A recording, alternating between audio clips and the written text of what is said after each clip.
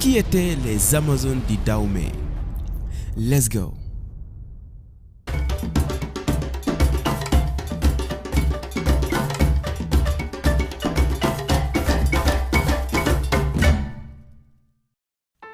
En référence au mythe des femmes guerrières de l'Antiquité, les colons appelaient ces élites de l'armée du Dahomey, actuel Bénin, les Amazones. Mais leur véritable nom était Mino, qui signifie non-mère en langue faune.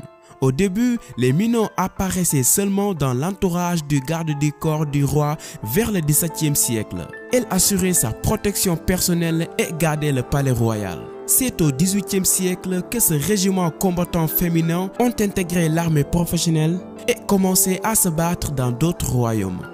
Ces femmes ont été pas formées pour avoir la même force que l'homme, mais pour être 2 fois plus fortes. Tous les jours, elles s'entraînaient physiquement et apprenaient aussi à manier les armes et la discipline primordiale dès leur plus jeune âge.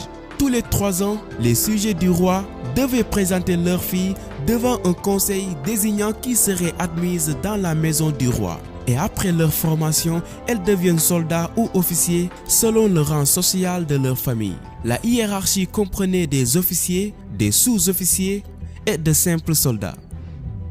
Cependant, les Amazones n'étaient pas autorisées à avoir des enfants ou à être mariées, mais elles pouvaient être offertes aux meilleurs guerriers ou choisies comme épouses par le roi. Ces femmes étaient particulièrement habiles, compétitives et courageuses. Vouant un culte absolu quasi religieux au roi, elles ne reculaient devant rien. Leur stratégie n'obéissait qu'à une seule règle: tuer sans se soucier de sa propre vie, ce qui fait leur effrayante réputation.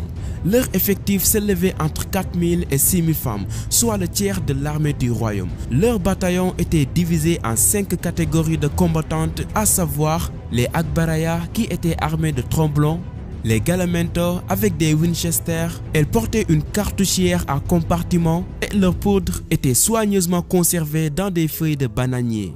Les Nitfetentok ou encore les faucheuses armées d'une énorme lame de 45 cm au bout d'un manche de 60 cm.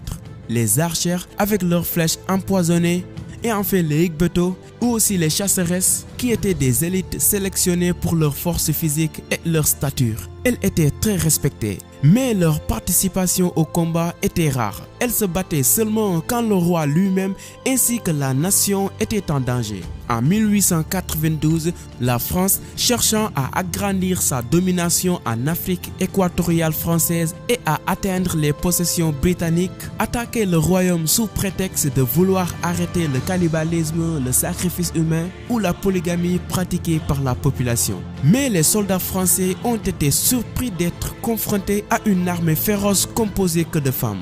Beaucoup de ces soldats hésitaient de tirer, ce qui provoqua de nombreuses pertes dans leur rang. Les Amazones n'hésitaient pas à décapiter leurs ennemis et cherchaient à provoquer l'affrontement physique au corps à corps. Mais le 26 octobre 1892 reste la journée la plus meurtrière de cette guerre. Malgré leur nombre et leur détermination, elles subissaient rapidement de lourdes pertes et au fil des combats, leurs rangs se décimaient.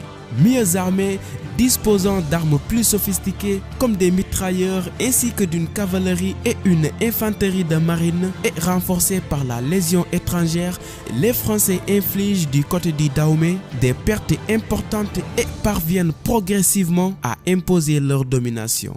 En novembre 1898, lorsque les Français atteignent la capitale, elle n'était plus qu'une centaine. Après que le Dahomey est placé sous protectorat français, le 17 novembre 1894, Agoli Agbo devint le nouveau souverain et décida de dissoudre le corps des Amazones. La dernière Amazone du Dahomey est morte en 1979.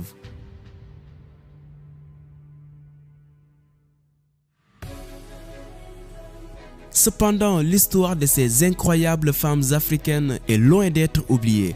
Les Amazones du Dahomey sont représentées dans les films comme Cobra Bird du réalisateur allemand Werner Herzog en 1987 et aussi dans le nouveau film Black Panther du studio américain Marvel réalisé par Ryan Coogler, ainsi que dans beaucoup d'ouvrages comme Amazons of Black Sparta, The Women Warriors of Dahomey et aussi dans Reine d'Afrique, héroïne de la diaspora noire, etc.